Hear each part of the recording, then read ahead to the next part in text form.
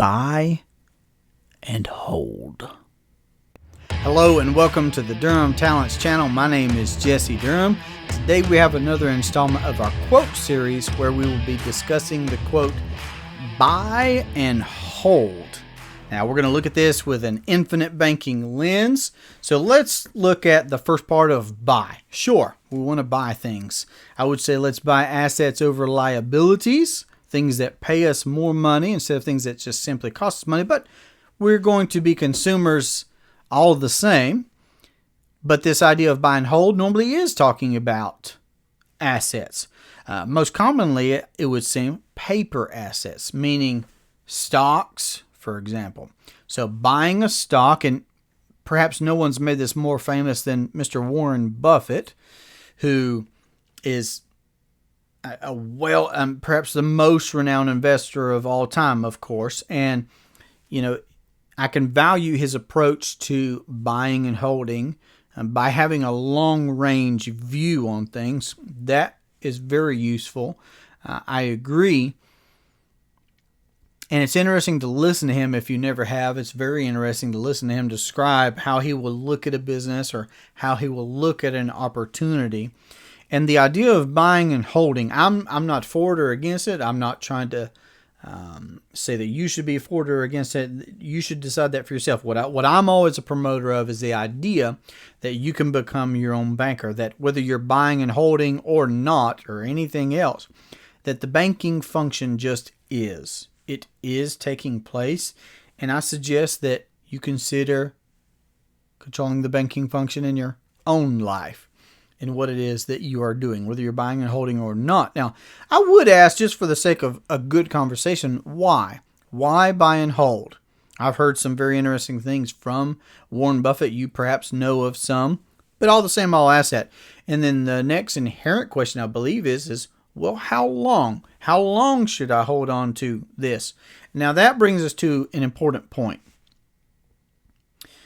What causes something to have value? And then how do we realize that value? And I think there are lots of things that we could dive deeper on.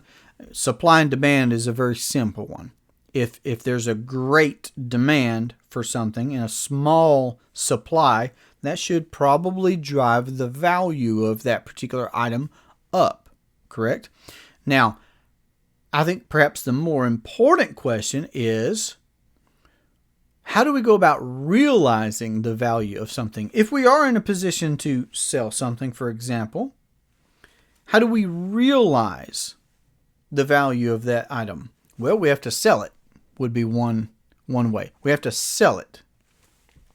Now, it's important to consider, what I'm getting at here is it's important to consider, I believe, in this buy and hold mentality, whether it's, buy a property and hold on to it and wait for the value to appreciate, which we hope it will, of course, or buy a stock and wait for it to skyrocket, anticipating timing for a sale. But that arrives at the crux of the issue, I believe, is timing.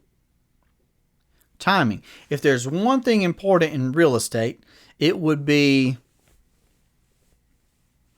location, maybe. But even more important, I would say timing. Stock.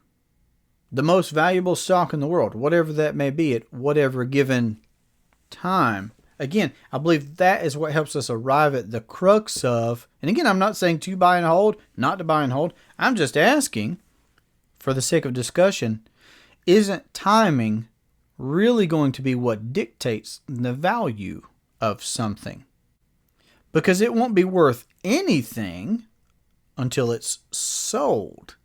A house may be appraised at a certain amount, which is great, and maybe we attribute that to our net worth, or a stock, maybe we attribute that to our net worth, or a 401k, or interject anything that you want right there. For sure, a 401k is buy and hold. And having discussions just this past week with potential clients about what their different programs look like, and the realization that they find, especially later in life, having contributed here for years and years, and then realizing that money is not very accessible. without penalty and taxes and whatnot. Their money, their capital is not very accessible by holding to this buy and hold mentality, park it, set it and forget it mentality. It's not accessible when they need it. Not without penalty, not without taxes. But it's not worth anything until it's sold. There's no realization of the value until it's sold, or until it's cashed out, or until until the timing shows us what the value is. So just food for thought. Think about why buy and hold. Think about how long do you buy and hold. Is that accommodating for a cash flow? Do we want a cash flow? Do we need a cash flow? But I would say that I personally have arrived at the decision that I'd rather not have to be timing things. I'd rather not have to be timing things in the market when it may not be convenient for me. I mean, if a 401k or a stock or a piece of real estate is at a certain value, but when the time actually comes that you are ready to be able to access capital in whatever entity that you own, what if it's not at the level that you would like it to be at? Because it's been susceptible to market volatility. So I'm sure that this will incur some debate or conversation. I'm open to it. Whatever is stuck out in your mind, put it down in the comments section. Give me something to think about. I hope that you found this to be valuable. If you'd like to talk with me about how to implement the infinite banking concept into your investing or your household or your business, you can reach me at 828-817-4223, or you can email durhamtalents@gmail.com. This has been a great pleasure for me. I look forward to our next conversation. Have a great day. Take care.